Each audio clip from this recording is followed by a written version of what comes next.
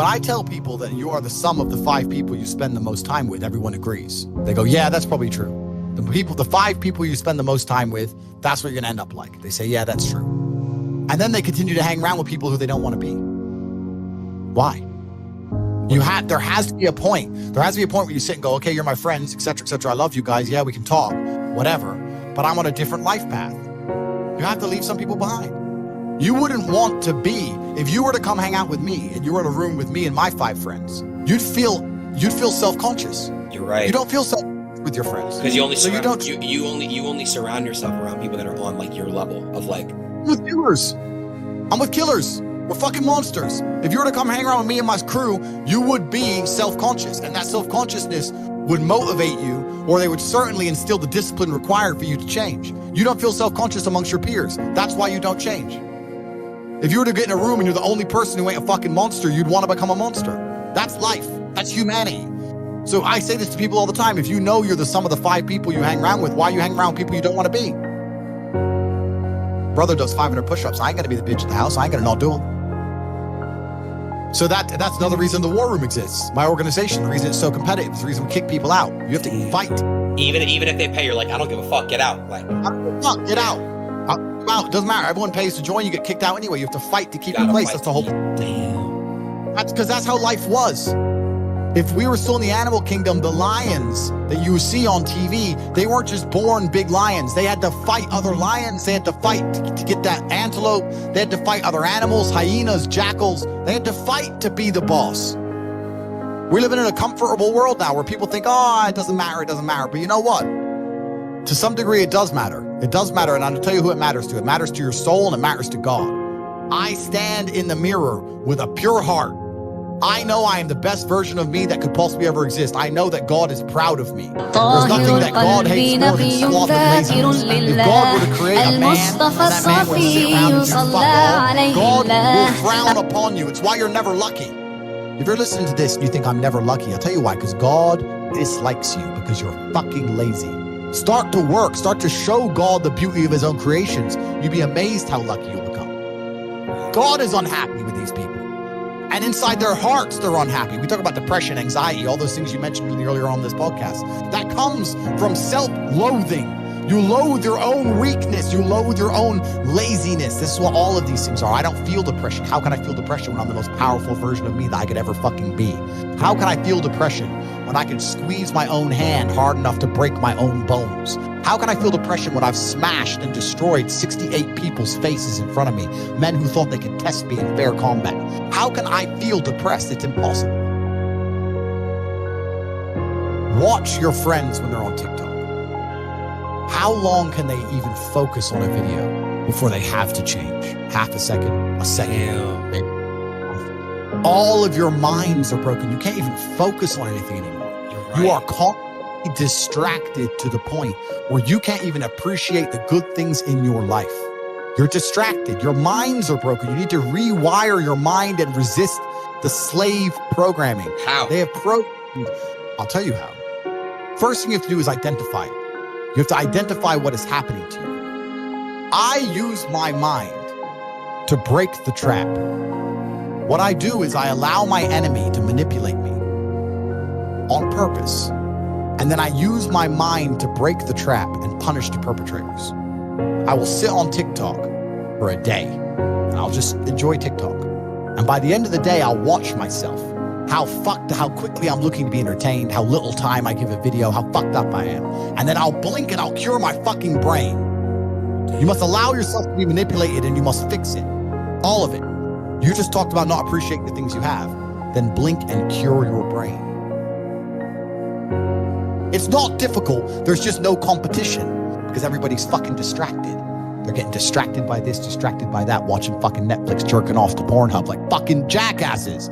It's so easy to win if you can control your own mind. But it seems that nobody fucking can. And that's how the people who run the world keep the world running, because they have all the slaves exactly where they need them to be, permanently distracted and semi-depressed, working their asses off in jobs which will never satisfy them and never pay enough money. That's the matrix. Do what I'm supposed to do. It's not a matter of how I feel or how I'm motivated. If I was depressed, it's impossible, but if I was depressed, my life would be, and the day-to-day activities would be exactly the same as if I was ecstatically happy. You wouldn't be able to see a difference. I'd be up at the same time. I'd be in the gym the same. I'd be doing the same shit. Those are my duties my duties to God. How I feel has nothing to do with it. Completely unrelated. How I feel is unrelated to my duties to God. They don't change based on how I feel. They're the same. And they will be completed because I refuse to fail God or my bloodline. You could take 150,000 of these people and travel back in time and stand them in front of their ancestors. And their ancestors who fought fucking saber-toothed tigers or escaped the Mongol hordes or managed to dodge bombs in the Second World War. All the shit they went through just for this fucking cretin to be born. And to look at him, who he is, listen to his life story, listen to what he does on a day-to-day basis, and they would feel nothing but fucking shame. Your ancestors did all that shit, all that struggling to survive, hunting and gathering, fucking avoiding enemies, anything it took, dying at age 30 from a tooth infection, all the crap they went through just for you to be born so you could smoke weed and jack off. That's what your ancestors died for. That's what they worked so hard for. If you were born 100 years ago and it was the 1920s, you'd be in some ditch in northern France, living in the fucking mud, hoping not to get killed by a random sniper in some bullshit war you barely understand for 4 years. Then you'd come home and hope your wife hasn't been bombed. Yo! You understand? But that's the world. That's the world. The world has become exceptionally easy for a lot of men. It used to be a different place. Most men were cannon fodder. Most of us would have ended up in wars, dying for fucking no reason. Damn. Now we don't have to do that. So because we don't have to do that, men think it's okay to just become comfortable now. You're not supposed to be comfortable. You were never evolved to be comfortable. You're supposed to be uncomfortable. Right. And if you make yourself uncomfortable constructively, it's very easy to be anything you want. I find it amazing that people will sit there and spend all their time upgrading that character, making as much money as they can, getting the best guns, getting strong, getting some hoes, meeting important people, getting the best car. They'll do all that in a game, but they won't do it in real life. I find that incredible. My life is GTA. I don't need to play a game for GTA. If I want a gun, I'll fucking buy it. If I want a car, I'll fucking buy it. I want a bitch, I'll get her. It's me. I am GTA. I don't see why people play the games. They play the games because they're scared of loss. Because if you die in the game, you get another chance. If you lose in the game, you get another chance. In life, you get one shot. Damn, But if you get some balls, that's what life is as a game. That's what life is as a man. This is one big video game. You get to upgrade your character. You're not born with any value. All these women that you just put me on with are born with value. They're pretty already. They're gorgeous already. They're good looking enough. Even if they're a 5, someone's going to give a shit they exist because someone wants to fuck them. As a man, if you don't make yourself valuable, you have no value. You have to get up and do it. Just like a video game, you start with fucking 0. You have to decide if you want to complete it. You have to upgrade your character. So I find it amazing that men are going to play video games and fuck about and waste their time instead of upgrading their character. Everyone knows what to do. You know what you have to do. You're right. If you had to become the most dangerous, intelligent, respectable man on the planet, you know you're supposed to go to the gym. You know you're supposed to train, learn how to fight. You know all these things. You don't do them. That's your decision. It's your prerogative. I didn't make that choice. I made the choice to do it all. I decided on it. And every single man watching this can do the exact same thing, which is why I have very little pity.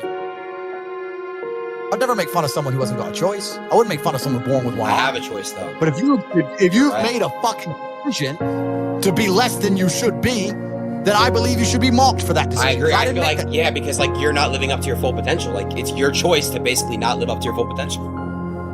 Completely. And me as a man, when I put myself through hell, when I have had such exacting, such stringent standards for myself, why would I then have less exacting, stringent standards on the people I meet? Why would I put myself through hell, be me, and then meet someone who didn't put themselves through hell and then treat them like my equal? No, fuck you. I suffered when you didn't. So you're not my equal because you decided not to suffer. You have enjoyed comfort when I haven't, and that's fine, but don't expect me to look at you as my equal because you're not. I'll snap your fucking neck.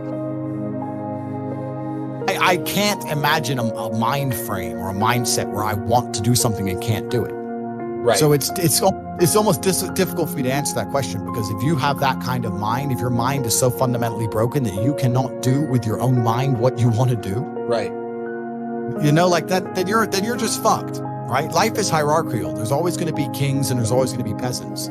If you have a mind that you can't control, then you're never going to be a king. You're going to be a peasant. That's your life. You have a peasant's life ahead of you, and that's your destiny. Enjoy, right? There's always been peasants. That's life. But I believe that the most important thing you can do as a man is to gain control of your own, is to gain control of your mind. Once you have control of your mind, life is so ridiculously easy. It's so ridiculously easy. It's so easy to be in. People say to me, Tate, you're in good shape, but all you do is drink vodka and travel the world. You're never even home. You never even have a gym. How do you do it? It's ridiculously easy if you control your mind. If I decide to do 1,000 push-ups, I'll do them. Maybe I have to do them one at a time. Maybe I'll get tired. Maybe I need a break. I'm going to do 1,000 because I said I'm going to do 1,000. It's not fucking hard. Everyone knows what they're supposed to do. Once you control your mind, it's easy, right? Getting over a breakup with that bitch. You miss that girl, you're upset, you miss her with all your heart, da-da-da. But once you realize she's gone, if you control your mind, she's gone now. She's gone now, gonna miss her. That's a shame. Off to the gym. But like, you either control your mind or you don't. And this, all of these things stem from the same problem. It's something you can do. It's something that is learned. It's something that is taught. But it's something that I needed to survive. So for me, it's easy, right? It's all I've ever known. Right. But people have they don't need it to survive, so they never develop the skill.